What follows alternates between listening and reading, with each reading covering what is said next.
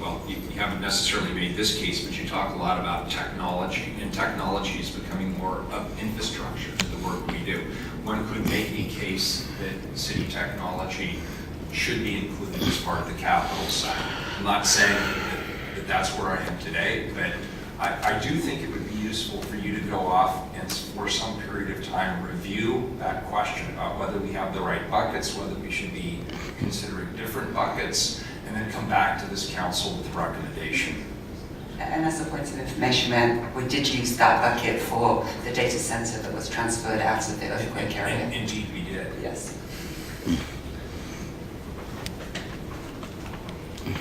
I'll just put my cards on the table. I'm all for flexibility, but you know, the trade-off, of course, is more flexibility means less discipline. So you find that right balance. So for certain folks who weren't here in 2015 when the prior resolution 37107 was adopted, that did a few things, but one of the most major ones, in my opinion, was it increased the capital set-aside percentage from 25% up to 50%. So the council did take a very proactive step recognizing the infrastructure needs. In talking with city staff, I think there is a desire that for you to have more flexibility than less, and that identifying the buckets up front is restricting you because there are needs that do come up that might not easily fit into those 3 buckets. The choices and the allocations will come to you regardless. Commissioner Hurst. Thank you, Mayor Wheeler. This seems like an important piece, and I would offer, if we could just hold this over so that we can have more of a conversation on it until next week. I'd rather not. I'd rather move forward on this. But you know, as I said, what we could do is we could establish in the legislative record a request that you come back in 6 months or whenever with a more thorough analysis on whether we have the right buckets. But I think it's important that we move forward on the fiscal policies.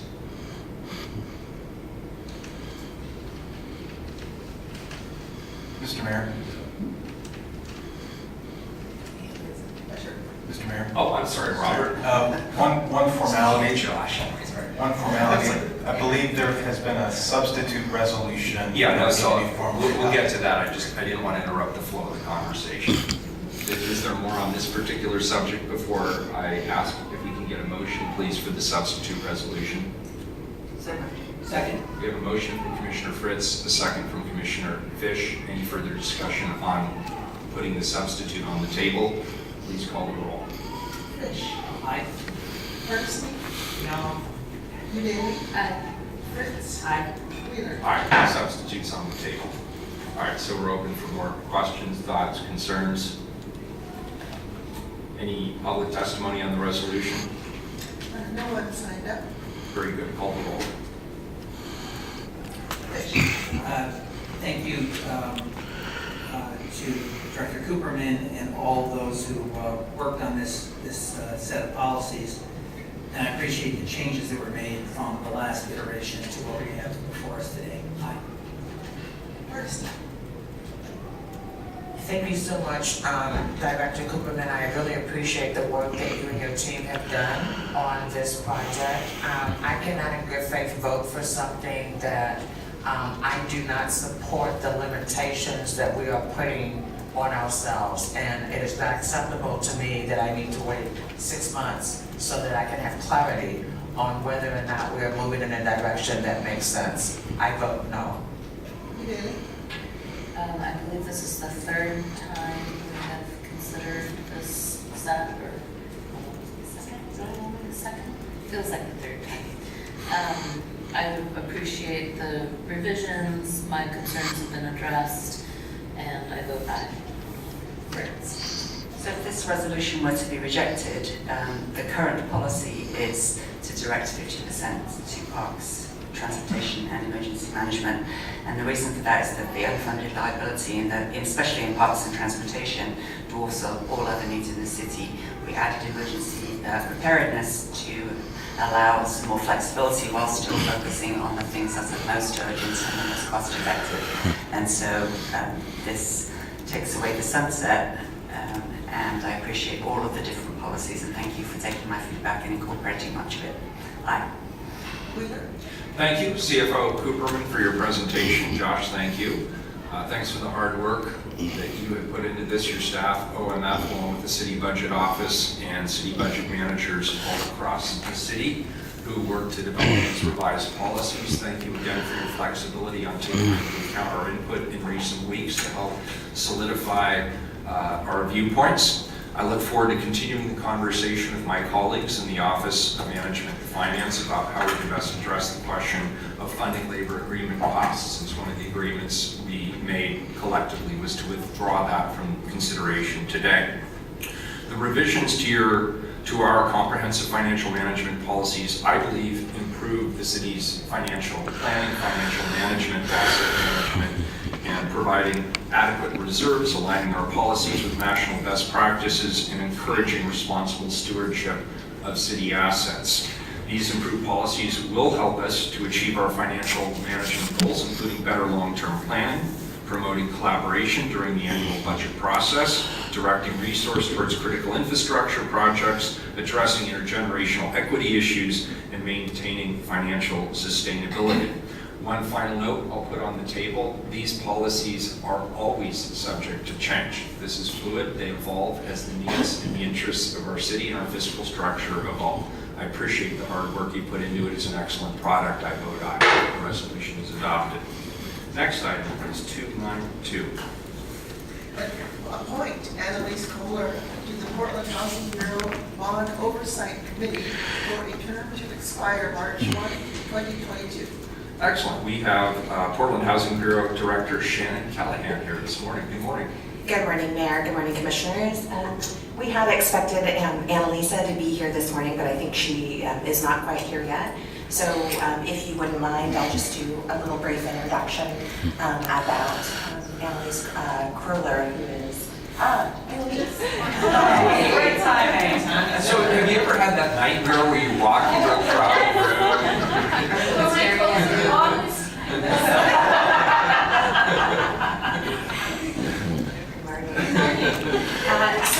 The Bond Oversight Committee is composed of 5 community members. One of each is appointed by each of the commissioners and the mayor. Commissioner Hardesty is appointing Annalisa this morning to replace Jess Larson, who was a previous appointee of Commissioner Salzman. Annalise has worked with the Housing Bureau for quite some time on affordable housing issues, as well as was on the committee that moved forward the original ballot measure for the Portland Housing Bond itself, the Welcome Home Steering Committee. Annalise is also a public policy advocate for the food bank, and we are privileged and honored to have her on our oversight committee. So with that, I would turn it over to Annalise. Yeah, thank you. I thought I'd have trouble minutes by this, but coming in hot. I just want to say thank you so much for this opportunity. I'm very excited about this and feel very privileged to be here. I started at the food bank about 7 years ago, and my assumption was that I would be working on food stamps and other kind of anti-hunger policies and programs, and very quickly I have spent the bulk of my career there working on housing. Our public policy priorities are guided by what we hear from the people that we serve, and unsurprisingly, I'm sure to you, housing is the #1 reason that people say. So, worked on the Portland Housing Bond and the Metro Housing Bond. I'm really excited to be able to see some of that work through our oversight committee. Thank you. Very good.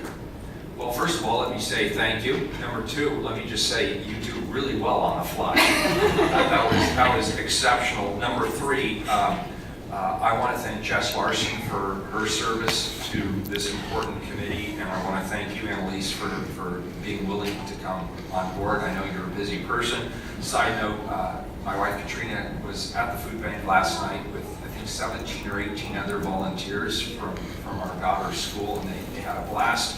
And they came back and just said, you know, the Oregon Food Bank is just a paragon of organization. And I just wanted to pass that on to you. So thank you for your willingness to serve. With that, we'll accept a motion. So, Second. We have a motion to accept the report from Commissioner Hardesty, second from Commissioner Daly. Carl, please call the roll. Well, Annalise, thank you very much for stepping up and offering to serve. And also, thank you for the work you did on both housing bonds. The Metro Housing Bond was, I thought, a particularly collaborative and extraordinary undertaking, and I set aside almost a day a week last fall to participate in the leadership of that effort.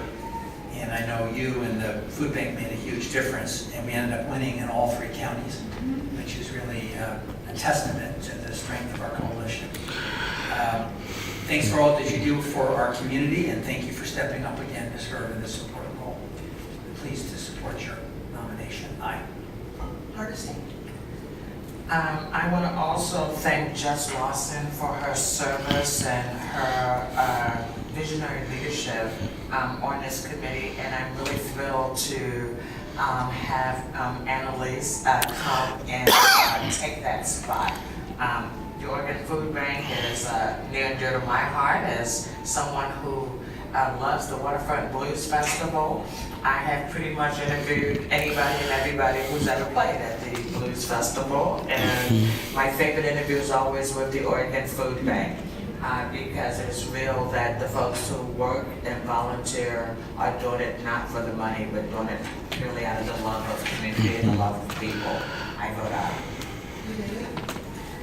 I'm going to add to the chorus of thanking Jess and welcoming Annalise. I like to take every opportunity I can to highlight the fact that despite our booming economy, Oregon has one of the worst rates of food security in the country, and I'm really grateful to have someone serving who understands this intersection of housing unaffordability and hunger. And I vote aye. Fritz.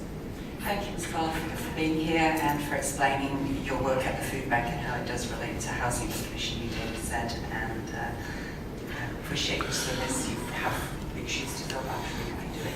Aye. Very happy to support this appointment. Thank you, Commissioner Hardesty, for bringing it forward. I vote aye. The report's accepted and the appointment is approved. Welcome aboard. Hey, now we get to volunteer for lots of hours for free. Now she's running off to the next step. Say, who was that master?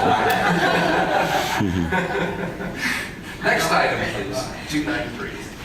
Approve application under the multiple unit limited tax exemption program for Northeast Killingsworth Apartments located at 5470 Northeast 16th Avenue. Very good. We have Shannon Callahan, Director of the Housing Bureau, is here, and Dory Van Bockel, who is responsible for our multi-program. I don't know who's presenting today, but I'll just introduce you both.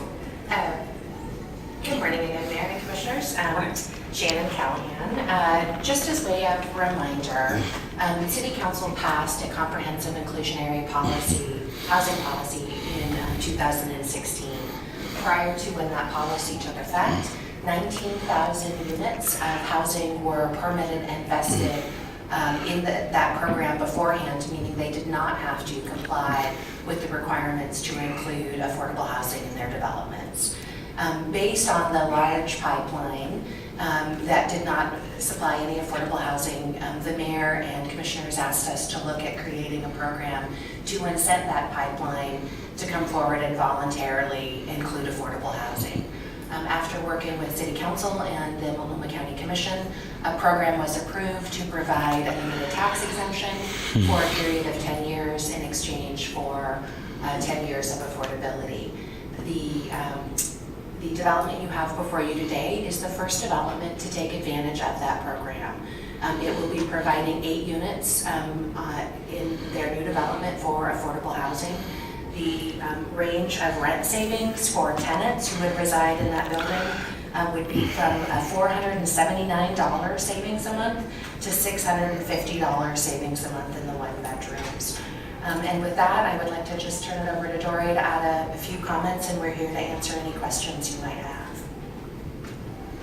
Good morning, Commissioners, Mayor Wheeler. I'm Dory Van Bockel, Program Manager of the Multi-Program And as Shannon mentioned, this project will bring 8 units to the affordable housing portfolio. They will be affordable at 60% median family income.